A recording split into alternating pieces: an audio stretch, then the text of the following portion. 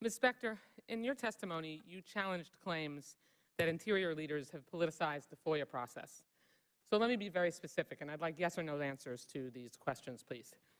Are you aware of any attempts to delay or deny a FOIA request to hide information about or protect former Secretary Zinke? No, I'm not. Are you aware of any attempts to delay or deny a FOIA request to hide information about or protect Secretary Burkhart? No, I'm not. Are you aware of attempts to delay or deny a FOIA request to hide information about or protect your boss, Solicitor Giorgiani? No, and may I extend my answer to say that we respond to FOIA requests consistent with the exemptions in the FOIA, and to the extent information has been withheld, to my knowledge, it has always been based on a sound legal framework. Okay. Well, that leads me to a question. Are you aware of any policy changes made to delay or deny FOIA requests to protect politically appointed staff? No, I am not aware of that. Okay.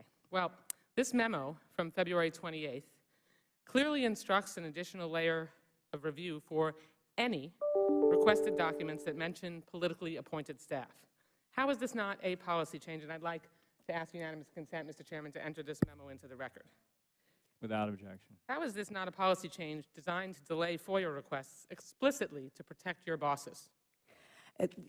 I now am actually very familiar with what you're referring to.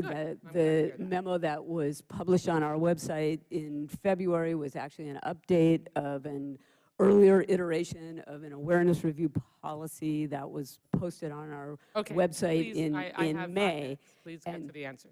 The awareness review is something that the agency and I believe other agencies have been doing informally for many years, dating back at least to the prior administration. Adding a layer of review for politically appointed staff is something that has routinely been done.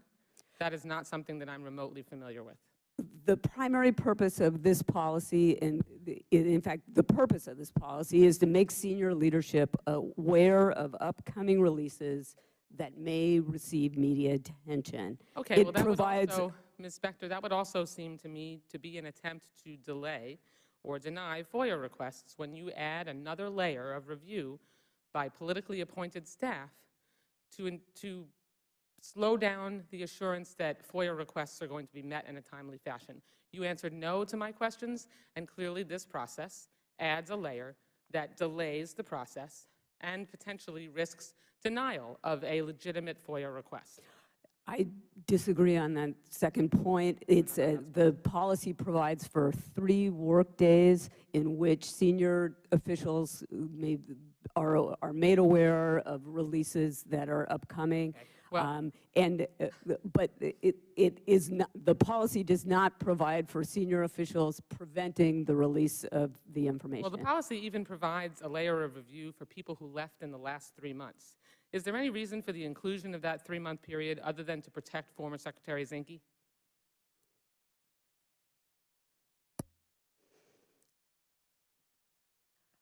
Again, 3 months is a relatively recent period, and Coincidentally coinciding with Secretary Zinke's departure, which was December 15th. Is there any reason to include that 3-month layer of review for people who left in the last 3 months other than to protect Secretary Zinke? I believe that things that may— Like what?